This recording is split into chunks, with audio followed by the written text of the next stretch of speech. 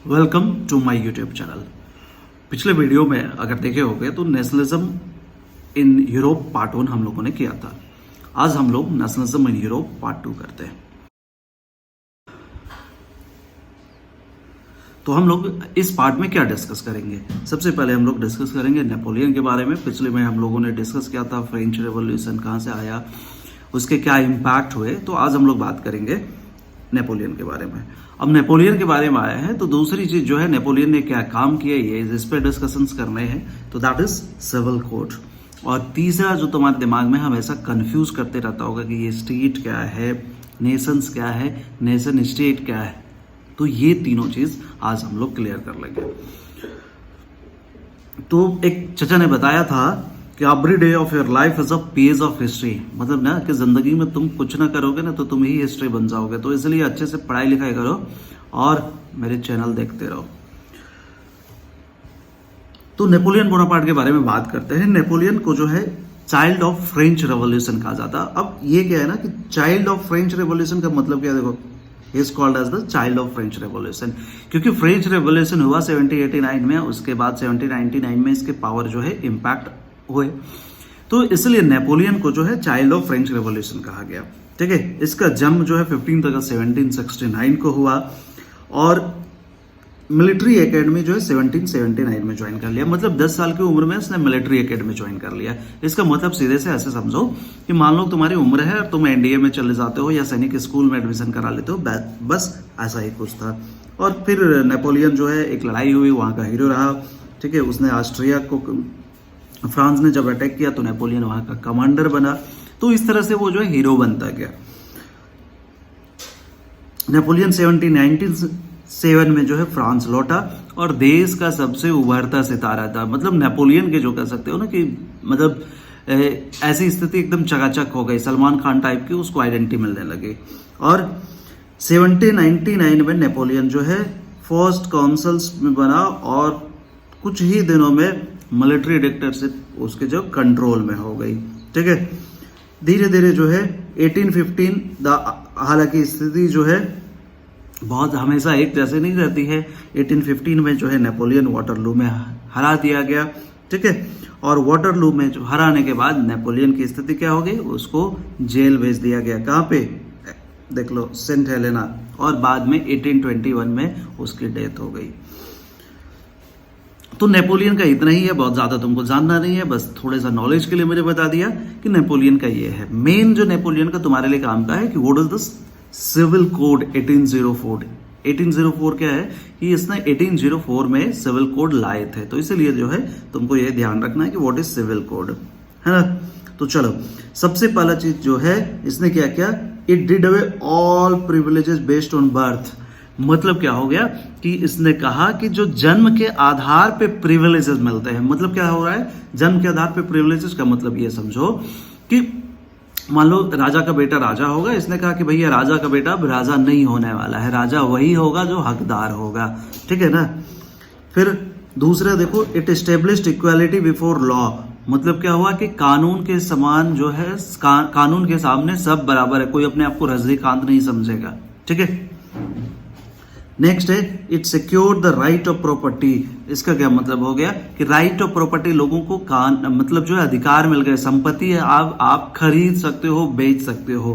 तो ये सारी चीजें इसने बताया। ठीक है। Abolish the feudal law. अब क्या हो गया कि इसने जो है हायरार्की जो थे ना पावर के डिवीजन में, हायरार्की थे कि जमींदार होगा, ठीक है, राजा होगा, ड्यूक होंगे, ये सारी चीजों को इसने खत्म कर दिया। ठीक है। Next, Napoleon freed peasant from serfdom and manorial dues. तो नेपोलियन ने क्या क्या कर दिया कि किसानों को बहुत तरीके के टैक्स देने होते थे, उन सारे को फ्री कर दिया, भैया अब आपको नहीं देने हैं। ठीक है। नेक्स्ट है, in the towns guild restrictions were removed. अब गिल्ड रिस्ट्रिक्शंस क्या है, मान लो कि ये शहर है, कोई एक शहर है, तो इधर के जो आसपास के बिजनेसमैन है ना, उनको अपने प्रोडक्ट को इसी शहर के अंदर बेचने पड़ते थे। तो इसने क्या किया, बोला कि अब आप अपने प्रोडक्ट कहीं भी बेचो, मेरे को कोई फर्क नहीं पड़ता है। ठीक है ना। Next, transport and communication system were removed. इसने एक कर दिया कि ट्रांसपोर्ट और कम्युनिकेशन सिस्टम को बेहतर कर दिया। उस समय कम्युनिकेशन सिस्टम क्या रहे होंगे ना, उस समय कम्युनिकेशन सिस्टम बहुत सिंपल से रहे कि पोस्ट ऑफिस है, रोड बढ़िया बना दिया, पोस्ट ऑफिस में जल्दी लोगों को डिलीवरी मिल जाए, इस चीज़ों का इसने ध्यान रखा। ठीक है, यूनिफॉर्म लॉज लाए गए, सबके लिए एक जैसा नियम लाया गया, और सबसे अच्छी चीज है इसने स्टैंडर्डाइज वेट लाया। इसका ये मतलब है ना कि मान लो कि तुम बिहार में रह रहे हो, ठीक है, और मान लो कि तुम झारखंड में रह रहे हो, या कोई आदमी तुम में से जो है उत्तर प्रदेश में रह रहा है, तो अब बिहार में जा रहे हो तो वो बोल रहे हैं कि चलो 1 kg में हम तुमको 900 ग्राम दे रहे हैं, तो झारखंड में बोलेंगे 1 kg इक्वल टू हमारे यहाँ 800 होता है, यूपी वाले बोलेंगे चलो हम 700 ही दे रहे हैं। तो एक ही वेट को जो है अलग अलग मेजरमेंट का तरीका था। इन्होंने बोला कि भैया ऐसा नहीं चलेगा, सब जगह सब वेट के लिए जो है एक ही तरीका होगा, और ये क्या तरीका होगा कि 1 kg इक्वल टू 1000 ग्राम। अगर इसने जो है ऐसा डेसिमल वाला इंट्रोड्यूस कर दिया, और सब जगह एक जैसे होंगे। ठीक है, और एक कॉमन नेशनल करेंसी ला दिया कि मान लो कि कहीं और चल रहा है, कुछ और चल रहा है, तो उसने बोला ऐसा नहीं चलना है, पूरे देश में एक ही करेंसी चलेगी। ठीक है, और movement of exchange of goods and capital from one region to another region, और देश में कहीं भी कोई भी चीजें हैं तो एक जगह से दूसरी जगह आसानी से ट्रांसफर की जा सकती है। तो इसने ये सारी चीजें इंट्रोड्यूस कर दी। ठीक है, अब देखो इसके बाद जो तुम बुक में देखोगे सिर्फ एक ही वर्ड है ना कि नेशन स्टेट, तो मैंने सोचा चलो कि तीनों चीजों में समझा देता हूं कि ये स्टेट क्या होता है, नेशन क्या होता है और नेशन स्टेट क्या होता है, ताकि तुम्हारे दिमाग में जो कंफ्यूजन जब भी आए तो ये क्लियर हो जाए। तो सबसे पहले देखो, सोसाइटी 3 तरीके से होते हैं, ये स्टेट का जो फॉर्मेशन होता है वो 3 टाइप का होता है। ठीक है, तो ये 3 टाइप में क्या क्या है, तो जो है पहला टाइप है स्टेट का। स्टेट क्या होता है, स्टेट जो होता है इंटरनेशनल रिकॉग्नाइज्ड लैंड होता है, बॉर्डर्स होते हैं उसका। ठीक है, और बॉर्डर है तो भाई अब अगर पाकिस्तान जैसा दोस्त है तो लड़ाई झगड़े होने ही है, वो तो चलता रहेगा। ठीक है, स्टेट के पास परमानेंट रेसिडेंट्स होते हैं, मतलब रहने वाले होते हैं, ऐसा नहीं कि आज यहाँ रहे चलो कल दूसरे स्टेट में रह लेते हैं, ऐसा नहीं होता है। सोवर्निटी होती है, सोवर्निटी का मतलब समझ रहे हो कि हम अपने देश में कुछ भी करें तुमको घंटा फर्क नहीं पड़ना चाहिए, है ना।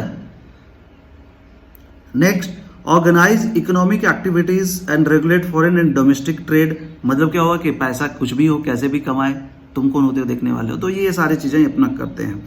हाजर ट्रांसपोर्टेशन नेटवर्क, ये सारी चीजें हैं, ट्रांसपोर्टेशन नेटवर्क होगा, गाड़ियां कैसे चलेगी नहीं चलेगी, एजुकेशन सिस्टम होगा। ठीक है, और उसके अंदर इंडिपेंडेंट स्टेट्स भी हो सकते हैं। तो चलो ये स्टेट का हो गया। नेशन क्या हो गया, nation is a group of people with a common language. ठीक है, एक देश होगा, वहां पे एक कॉमन लैंग्वेज होगा, हिस्ट्री होगी, कल्चर्स होगा, मतलब पूरे देश का एक ही हिस्ट्री होगा। ऐसा नहीं है कि इंडिया के अंदर है, बिहार वाले बोले हमारी अपनी हिस्ट्री है, झारखंड वाले बोले अपनी हिस्ट्री है।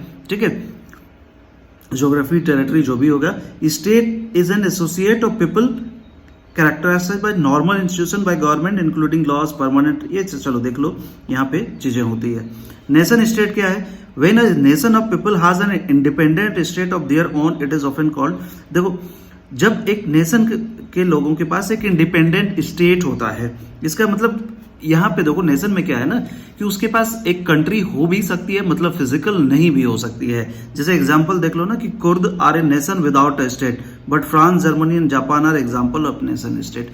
मतलब जैसे एक समय था ना कि इसराइल जो लोग हैं, इसराइल वाले लोगों का उनका खुद का स्टेट ही नहीं था, वो पूरी दुनिया में फीलिंग ला रहे थे कि हमारा एक कंट्री होगा।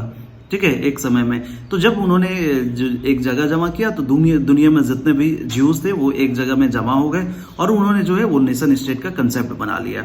ठीक है, तो चलो फिर से थोड़ा सा समझ लो नेशन स्टेट का कि सिंपल से जो अगर तुमको डेफिनेशन लिखने हैं, अगर 1 मार्क्स के क्वेश्चन आ जाते हैं तो क्या है कि a group of people with the same culture, language, history who have formed an independent country. ये मतलब एक जैसे लोग जमा हुए, उन्होंने उनका एक जैसा हिस्ट्री था, उनका एक जैसा कल्चर था, और उन्होंने कहा कि भैया अब चलो देश बना लेते हैं अपना। ठीक है, तो यही हो गया नेशन स्टेट। चलो समझ आया तो लाइक करो और मोहल्ले में फैलाओ। ठीक है, कैसा लगा बताना, और अगर कोई क्वेश्चंस होते हैं तो जरूर पूछो। चलो मिलते हैं अगले वीडियो में, तब तक के लिए बाय बाय, थैंक यू।